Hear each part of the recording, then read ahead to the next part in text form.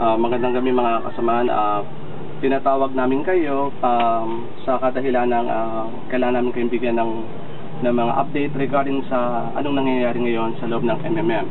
So nasabi na rin natin ito sa mga kasamahan natin kung ano ang mga update na dapat natin gawin para mas maging matatag pa ang MMM lalo na dito sa Pilipinas. So ang ginagawa natin ngayon ay pinalalakas pa natin na magkaroon pa ng iba yung pamamaraan o may mga bagong pamamaraan tayo na dapat natin ibalita sa mga kasamahan natin, lalo na ano yung kagandahan ng MMM. Sa ngayon po, meron na tayo naririnig na may mga gumagaya sa atin regarding dun kung anong MMM, pero ito ay hindi nila mapapantayan ang MMM natin, dahil ang MMM ay nakikipag-interact sa mga tao ng personal.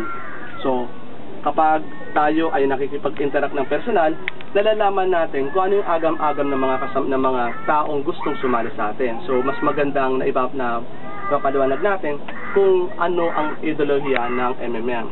Hindi katulad ng mga kumukopya sa atin ngayon na ang nangyayari ay nakipag-interact lang sila, nakikipag-communicate sa pamamagitan ng chat, at kuminsan doon na nagkakaroon ng problema.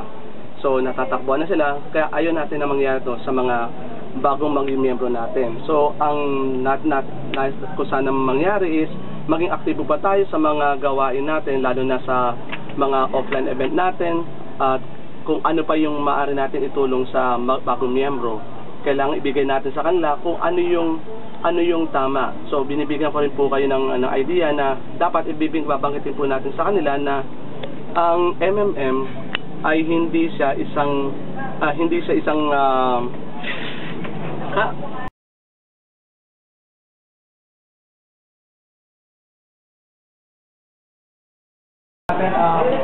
napaglalagay na kasalanan po kami sa inyo kasi po yung po ating plan po na matapos na po natin mga po natin kapag ba natin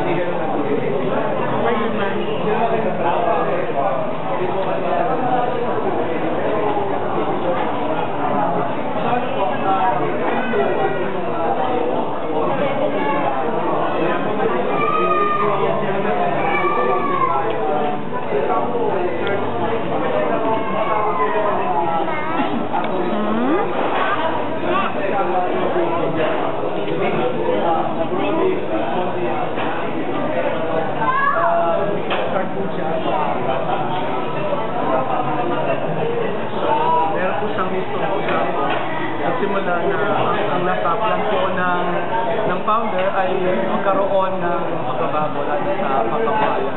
Yung po pinagagaling ng pagkakitaan. So yun po yung sasabi po namin na